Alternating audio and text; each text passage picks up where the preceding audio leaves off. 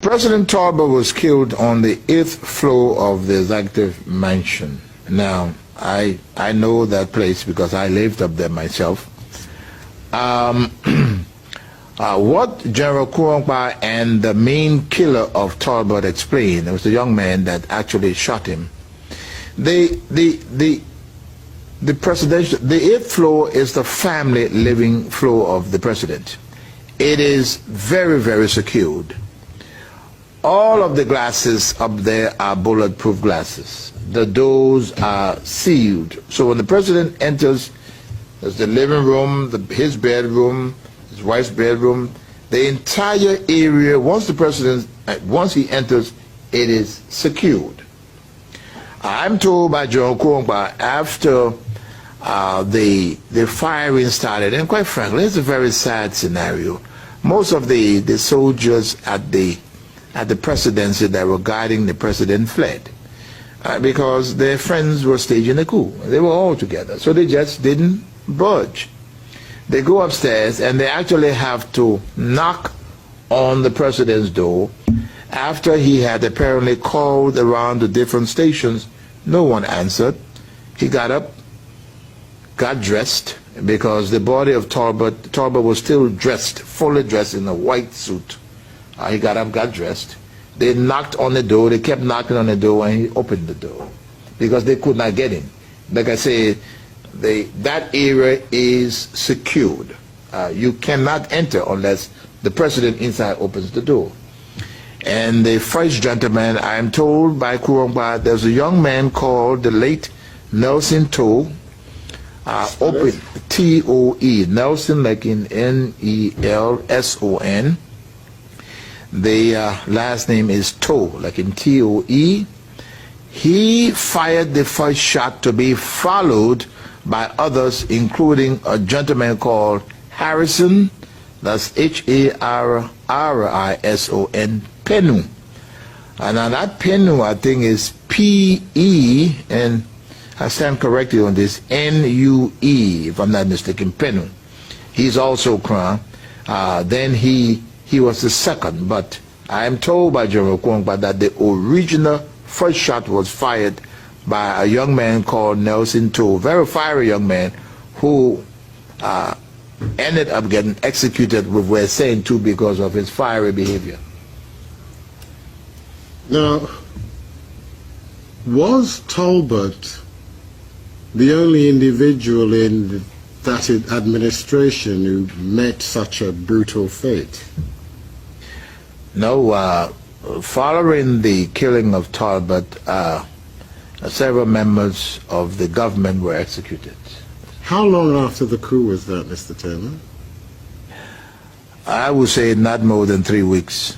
The council decided that they had to do something to demonstrate to the world that they were serious, and that to set an example, as they put it, and they executed several officers. How many? If I'm not mistaken, there could have been as many as 17. And where were they executed? Right on the beach outside of the barracks. The Barclay Training Center in Monrovia is located on the beach. And I would say from the office of the commanding general to where the execution took place, maybe 500 meters, 500 to 1,000 meters where the execution took place. Did you observe it? I did.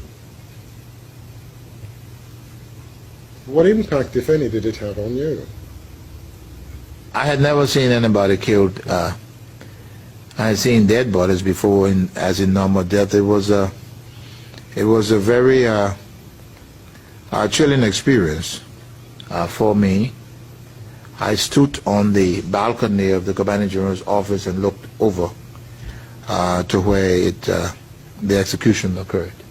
Did you know personally any of those who were executed? I knew all of them. I knew all of them. Some of them better than others. The speaker and others that were executed, like I said, were personal friends of my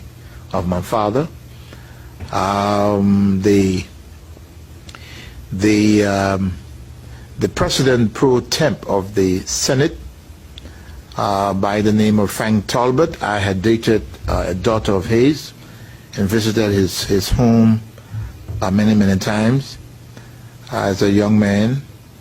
And there was a very good friend of mine, personal friend of mine by the name of John like in J-O-H-N, Sherman.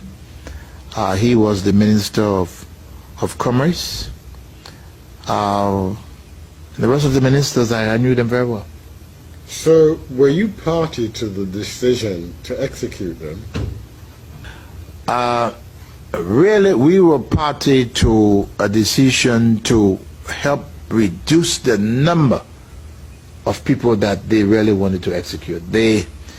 I remember one evening I'm sitting down and General Kuwongba returns from a council meeting. And mind you, Council? Which council? the PRC. What does that stand for? People's Redemption Council meeting. What's that? That's the junta that took over in Liberia. We are sitting and he comes and he's very sad. These meetings were held without anyone being invited in the beginning. Only those that staged the coup d'etat were permitted.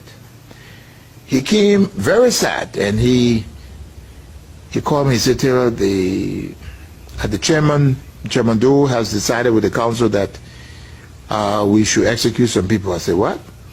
He said, yes. And he said, the people are, this is almost like Liberian English, the people are plenty. I said, what do you mean? So I said, about how many? He said, oh, it could be almost 200. I said, no. I said, Thomas, this cannot happen.